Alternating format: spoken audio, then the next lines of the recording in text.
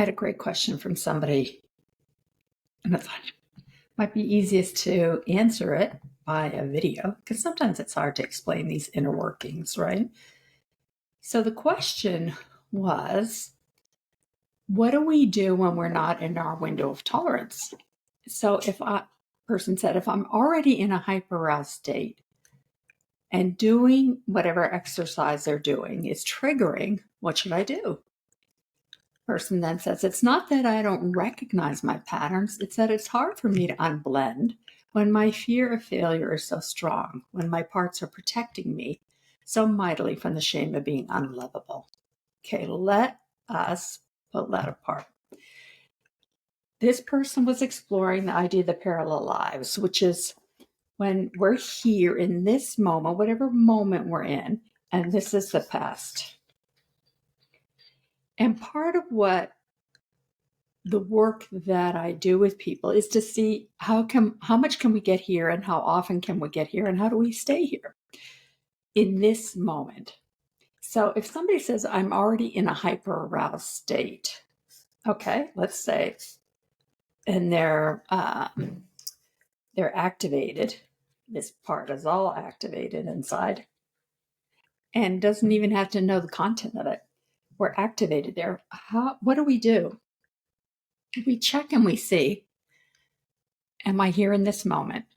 In this moment, what is activating me? Is it a thought? Is it a feeling? Or is it a body sensation?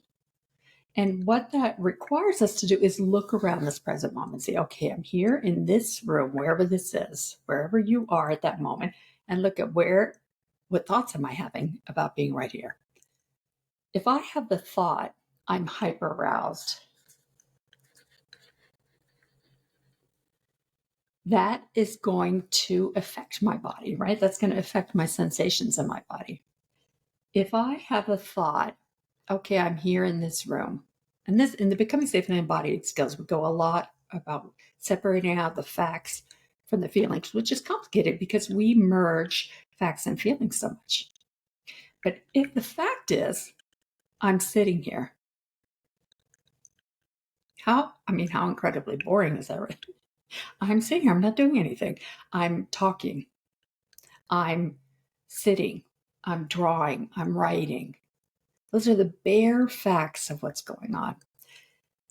That I'm hyper-aroused is what we would call a concept made up of lots of little thoughts and feelings and body sensations that we group together to have this experience. So what has to happen is we need to ungroup that so we can be here in this moment instead of this moment. Because what I've come to see after working with thousands of people over the years is that the reason we're hyper-aroused now is because our past was laid down in some kind of hyper-aroused state. That we have what we call time capsules of experience that are overwhelming or confusing or distressing in some way. And those literally pop into the moment. Let's use a red for that. They pop in the hyper-aroused states or the shutdown states. They pop into the moment and we experience it in this moment.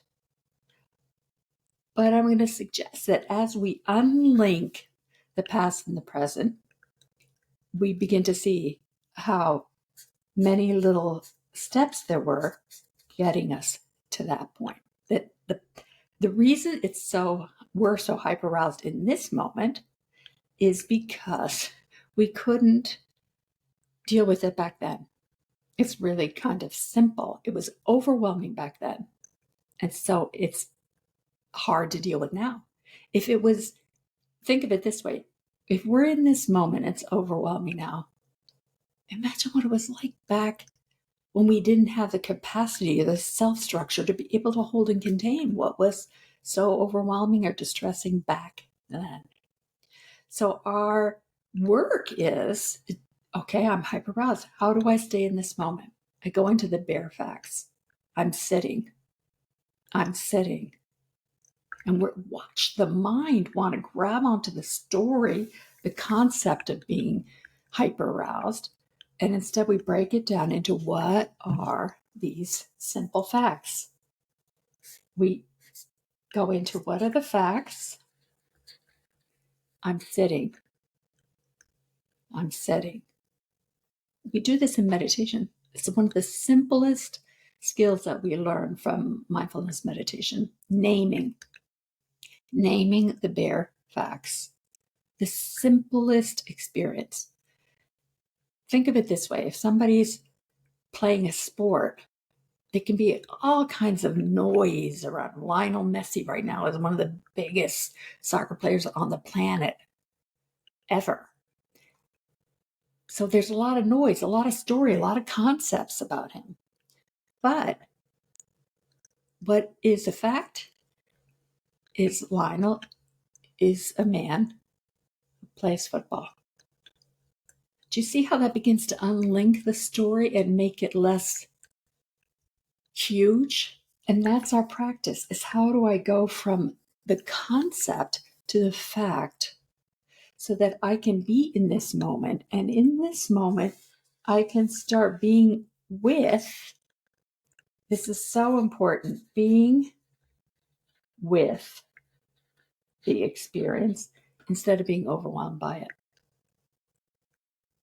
This person said, it's not that I don't recognize my patterns. Then we have to step it further back. Okay, you recognize your pattern. So this is the pattern. I get overwhelmed. So step it back. Make it smaller. Yes, you get overwhelmed. Right in this moment, I'm overwhelmed.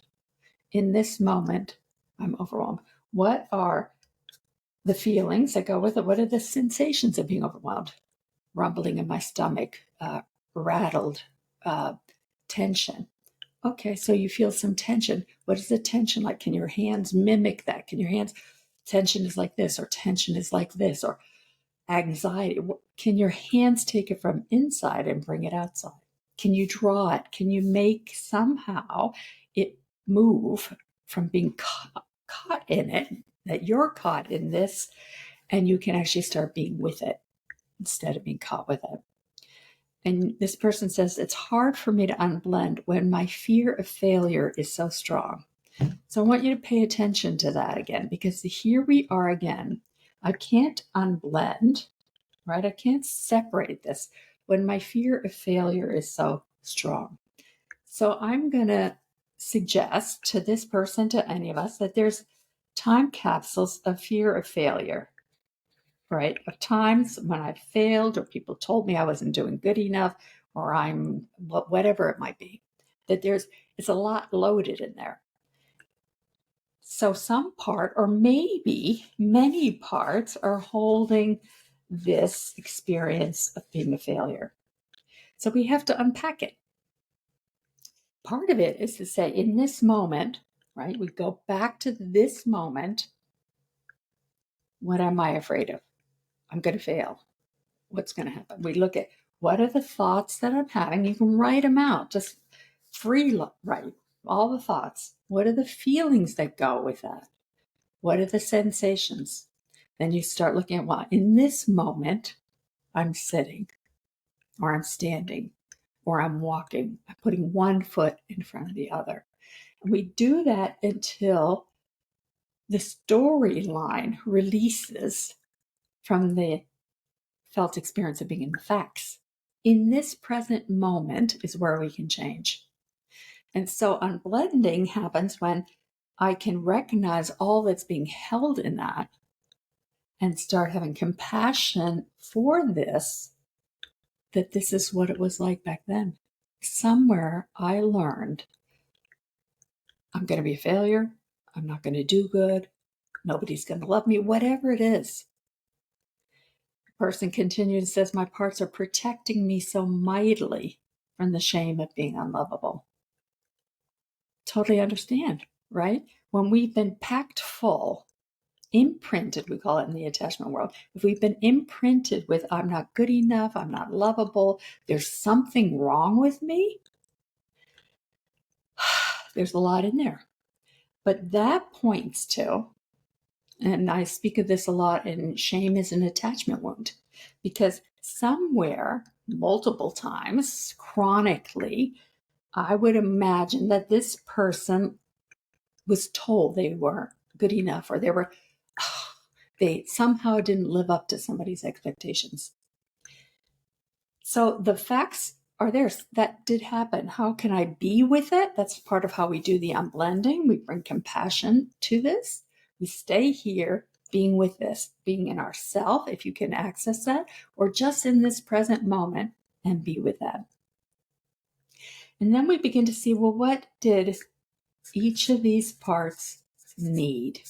And I know that's like a really painful four-letter word for many of us. Need.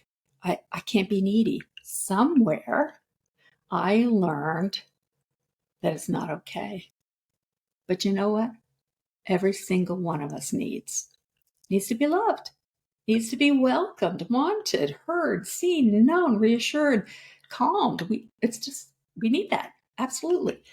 So if we need that, it's a natural arising need that every sentient being has. Is that need arises. I need some comfort, soothing, whatever it might be. If that need arises and we're shamed for it, we're made wrong, oh, no, no, no, I'm going to collapse in. I'm going to disallow that need.